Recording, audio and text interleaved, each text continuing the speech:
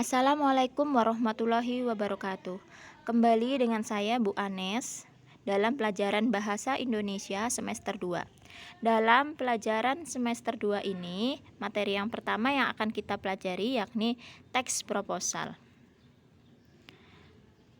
Apa sih teks proposal itu?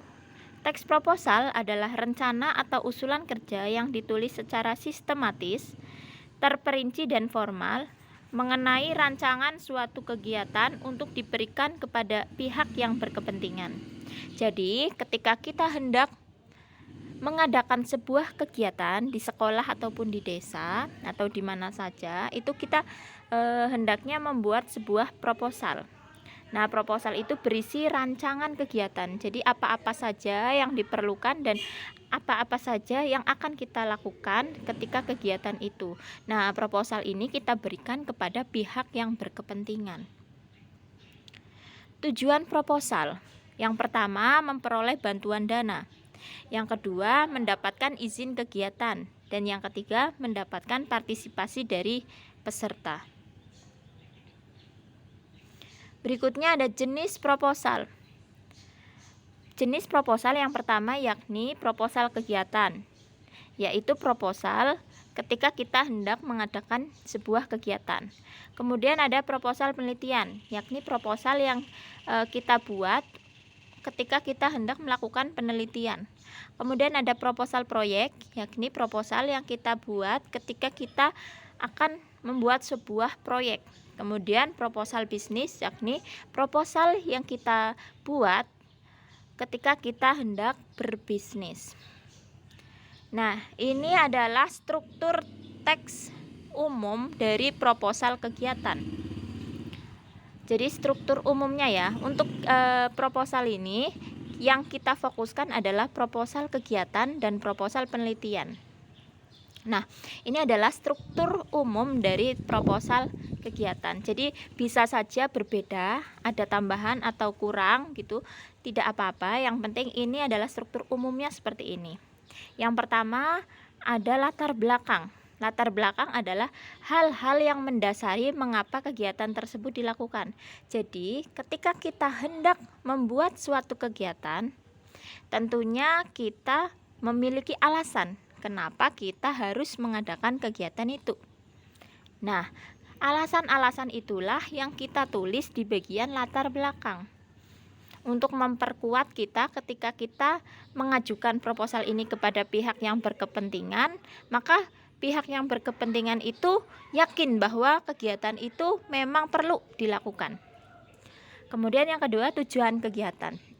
Tentu saja ketika kita akan mengadakan sebuah kegiatan memiliki tujuan. Nah, tujuannya apa saja?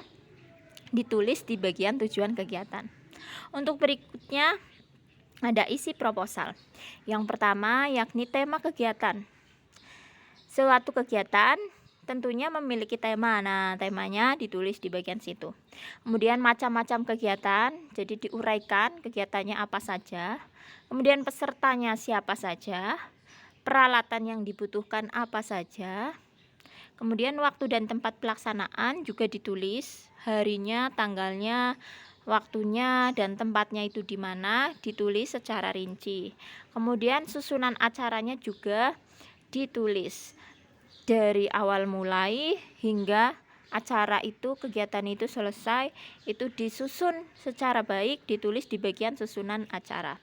Kemudian susunan kepanitiaan juga, jadi penanggung jawabnya siapa, ketua panitianya siapa, dan lain-lain, itu semuanya sudah direncanakan dan ditulis di bagian susunan kepanitiaan.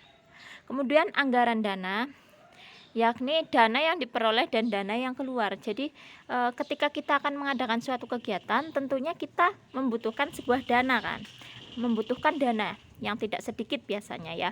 Nah, dana itu didapat dari mana dan digunakan, estimasi penggunaannya itu untuk apa saja, ditulis secara detail di bagian anggaran dana. Misalkan untuk membeli ini, untuk membuat banner, untuk membeli peralatan dan lain-lain, semua ditulis secara rinci, estimasinya atau perkiraannya saja di bagian anggaran dana. Kemudian yang terakhir adalah penutup. Nah, Pada bagian struktur teks proposal ini yang biasanya sulit dipahami, yaitu bagian latar belakang. Ini Bu Anes punya contoh latar belakang untuk kegiatan sebuah pentas seni untuk memperingati Hari Sumpah Pemuda. Nah, pentas seni merupakan ajang yang tepat untuk menggali kreativitas siswa-siswi di luar potensi akademik. Melalui pergelaran pentas seni, siswa-siswi dapat menunjukkan bakat yang dimilikinya kepada publik. Kondisi ini tentu sangat bagus untuk perkembangan siswa-siswi yang bersangkutan maupun pihak sekolah. Oleh karena itu, untuk memperingati Hari Sumpah Pemuda, kami selaku pihak OSIS yang mewakili suara semua siswa-siswi SMA Bina Bangsa berinisiatif untuk mengadakan pentas seni. Nah, ini contoh dari latar belakang. Jadi, alasan-alasannya apa saja, terus kemudian dari alasan-alasan itu disimpulkan bahwa oleh karena itu, kita OSIS Bina Bangsa perlu mengadakan kegiatan pentas seni, begitu ya. Jadi alasannya apa saja, baru kalimat intinya ada di bagian bawah simpulannya. Nah, untuk pelajaran materi teks proposal akan dilanjutkan di pembelajaran berikutnya. Silakan materi ini disimak dengan baik. Apabila ada hal-hal yang penting, silakan kalian catat di buku bahasa Indonesia kalian. Terima kasih. Assalamualaikum warahmatullahi wabarakatuh.